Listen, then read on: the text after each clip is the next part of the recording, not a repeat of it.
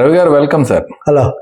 జగన్మోహన్ రెడ్డి గారు చాలా రోజులుగా సిగ్నల్స్ ఇస్తూ వచ్చారు, జనంలోకి వస్తాను అని చెప్తూ. అంటే కాకపోతే ఆయన చెప్పిన టైం బ్యాండ్ వేరు.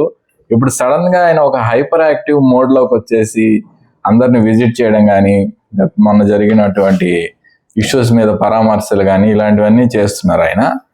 ఇంకోవైపు నుంచి చూస్తే కూటమి నుంచి గట్టి రియాక్షన్స్ కూడా వస్తున్నాయి. ఏంటి సార్, ఏమంటారు?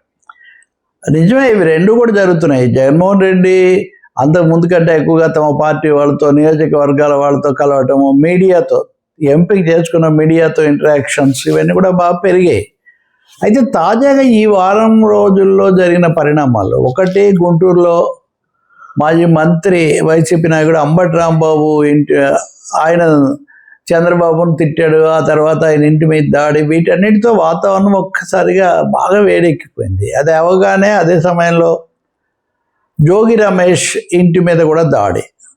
ఏ ఒక్కరు కూడా చంద్రబాబును అంబటి రాంబాబు అన్నదాన్ని బలపరచలేదు. ఆయనే ఒక విధంగా అనుండకుంటే బాగుండేదని ఆయనే కొంచెం నాలుగు ఖర్చుకున్నట్టు చేశారు. కానీ ఇంటి మీద దాడి చేయటము, అది కూడా కొన్ని గంటల పాటు జరగటము, ఇక్కడ జోగి రమేష్ ఇంటి దగ్గర మంటలు రావటం దాకా వెళ్ళి ఒక 11 మంది తెలుగుదేశం వాళ్ళని అరెస్ట్ చేయాల్సి రావటం, ఇవన్నీ మటుకు చాలా ఉద్రిక్తతకు దారితీసాయి.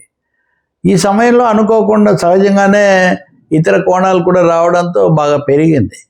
మీరు అన్నట్టుగా జగన్మోహన్ రెడ్డి చాలాసార్లుగా కార్యకర్తలతో చెప్తూ ఏదో చివరి 2 ఏళ్లలో నేను ఏదో యాత్ర అన్నారు.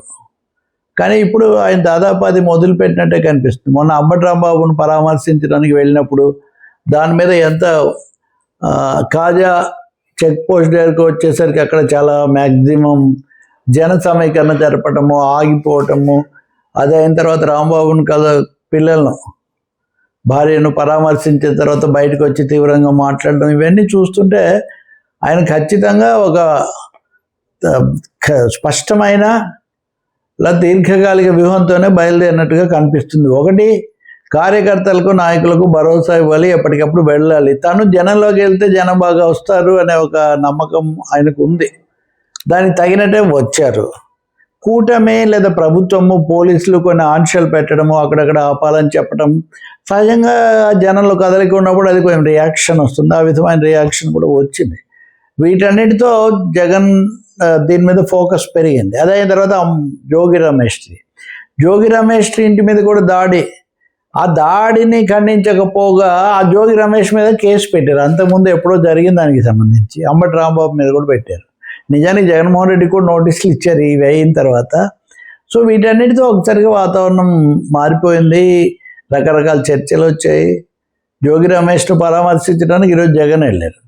తీరా అంతా ఒక రూట్ వాళ్ళు ప్రకటించాక రాత్రి పోలీసులు అది కాదు, మీరు బైపాస్ రోడ్లో వెళ్ళమని చెప్తే ఆయన బైపాస్ రోడ్లో బయలుదేరి వెళ్తున్నారు. ఇంకా బాగా జనము, పాటలు, ఇదంతా అంటే మొత్తం మీద ఓడిపోయి 11 సీట్లు వచ్చిన ఒక మాజీ ముఖ్యమంత్రిలాగా స్తబ్దుగా లేకపోతే మెత్తగా అలా ఉండటం కాకుండా పూర్తిగా దూకుడుగా వెళ్ళాలి, వెళ్తే జనం వస్తారు అన్నది ఆ కాన్ఫిడెన్స్ పెరిగినట్టు కనిపిస్తుంది. రెండో వైపున చూస్తే కూటమి అదే స్థాయిలో ఖచ్చితంగా ఆయన అక్కడ వెళ్తుంటే ఇక్కడ చంద్రబాబు నాయుడు, పవన్ కళ్యాణ్ ముఖ్యమంత్రి, ఉప ముఖ్యమంత్రి మొన్న సమావేశమయ్యారు. నిన్నేమో కూటమి నాయకులందరూ కలిసి మీడియాని పిలిచారు. ఇది మొదటిసారి ప్రభుత్వం ఏర్పడిన తర్వాత ముగ్గురు కలిసి అంత భారీ ఎత్తున. అంటే దాని అర్థం ఏంటి? ఖచ్చితంగా ఇది పైకి ఏం చెప్పినా కానీ ఇది తీవ్రమైన ప్రతిస్పందనే కదా. కాబట్టి మనం అందరం కలిసికట్టుగా వెళ్తే తప్ప కుదరదని దానికి ముందు పవన్ కళ్యాణ్ కూడా విడిగా మాట్లాడతాం వాళ్ళతో. సో ఇవన్నీ కలిసి ఏపీ రాజకీయాలు బాగా హై పాయింట్కి వెళ్ళాయి అనేది స్పష్టమవుతుంది. దీని పర్యవసానాలు ఒక 3-4 వ్యూహాలు వాళ్ళు వీళ్ళు కూడా తీసుకున్నారు. వాటిని మనం భవిష్యత్తులో చూడాల్సి ఉంటుంది. కానీ ఒకటైతే ప్రజలు ప్రశాంతంగా అయితే ఉండాలి, ఎవరికి ఉండే స్పేస్ వాళ్ళకు ఉంటుంది. కానీ నిరంతరం ఒకరి మీద ఒకరు దూషణలు లేకపోతే ఇలాంటి దాడులు ఇవి మంచిది కాదు.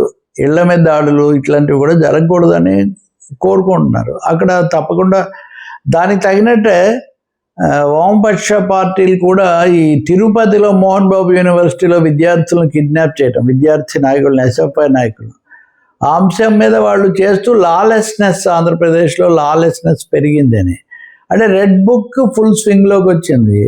ఆ రెడ్ బుక్ ఒక ఫుల్ స్వింగ్లోకి వచ్చింది, కానీ జగన్మోహన్ రెడ్డి కూడా తీవ్ర స్థాయిలో రంగంలోకి వచ్చేసరికి ఆ రెండిటికి మధ్యలో ఒక విధమైన ఘర్షణ వాతావరణం ఏర్పడింది.